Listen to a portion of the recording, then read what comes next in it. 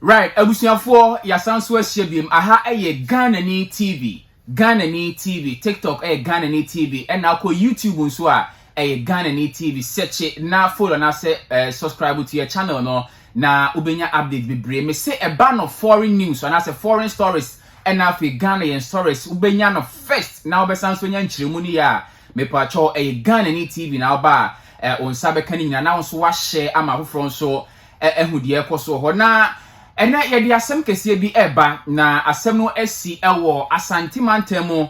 ya kurani din ede eye bepo ase no eben eye aguna ene Mampong ne asem sa area ho no na eho ena beto dwa yese se police for akwache eye akwada bi 21-year-old ewo eye we base bi ema omde na akomo cells ewo eye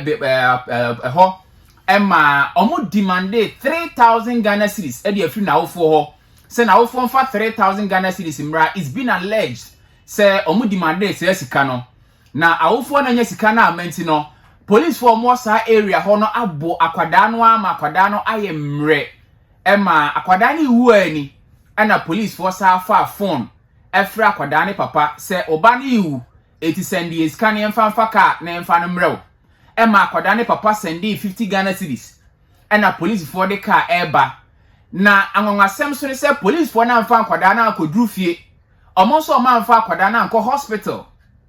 ena omu yi akra no eto nkwanchen baabi kura ena omu eja no ho enso ekoe na ewie ye ne akwada ne papa bedi nkomo na yetie ensem nchiremu akasa de ekosiye ye nam soma saasem ni siye no yetimi edi hu nkomo na nkraba ne sa akwada no 21 years ya kire se ode eye Asante Mohammed na eye akwada ne din na dudu na friend junior 21-year-old ne picture na media to ho no enti mo hwe akwada no pictures brother hospital ni ade ye video se be kire ni nyina wo hanom a brother hospital okodi hospital be 3 days ansa no wo according to akodane papa wase wankasa da wa miena no da wa anum nsuo da 3 days na hospital we amwase SDA hospital doctor for gina ne so omo de oxygen ne ma sini so evidence no ene da ho no mo a monsu mo hwe bi no and according to akodane papa nso no akodane tiko ya torture ho ama na tiko nyina ni trimu niema amene ade no eyiba hwe akodane pictures ni videos na bonse de plaster na say ye de niema tare na tiko no se de be ya ni trimu niema no enyima abonten a very serious case ababeto na enkra no so bi ma eba ko ni se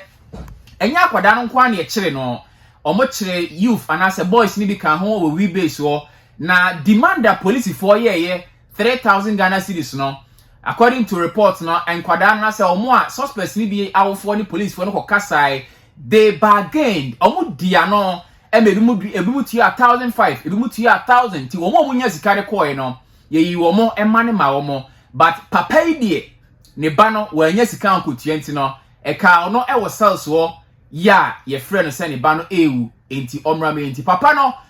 ye no ebedi nkomo wa ha anase ebebo na no asɛm ni bi ebebo ni video ni bi na monso monya asɛm ni nkyeremu ankasa kai na hya ne nso aha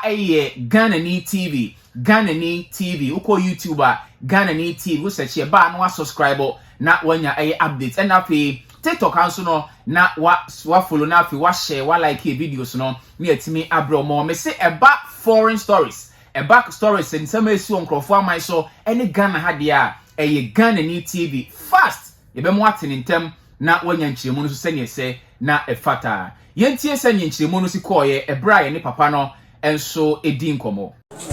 omo che no omo frame no mo ka chen se omo che me ba na ntimi mra me be no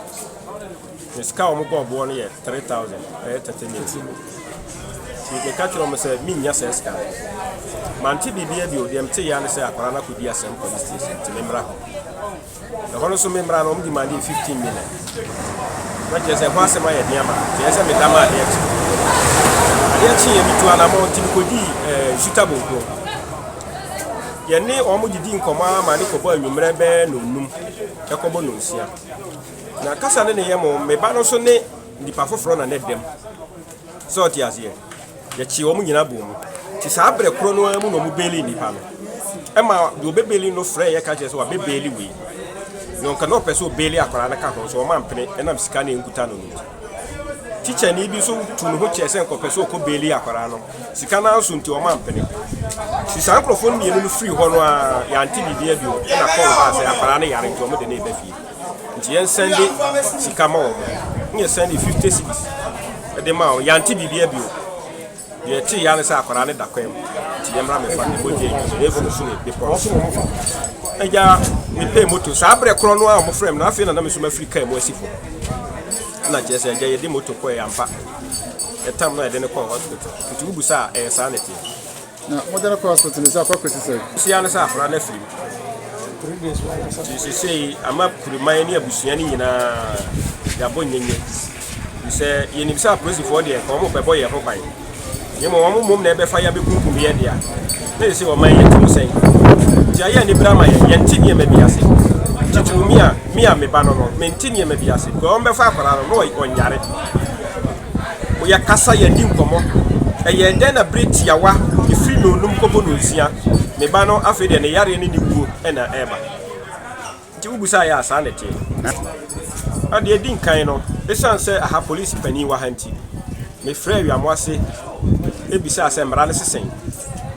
ma me ne commander kasa na commander se what se asem dia o nyina di bere epe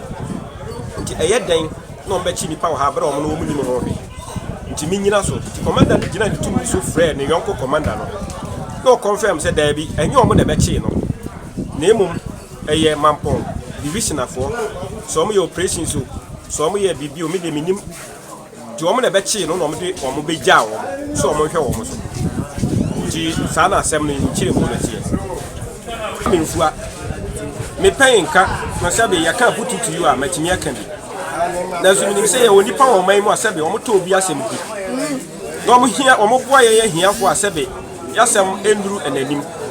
timesre o man mu nipa bibiere biara asabe o wo mboa beboa me ama asem we aduru abayanim na mra aye adwuma na nipa so mo boa hwehwem man enokore da adi no eno na me hwehwe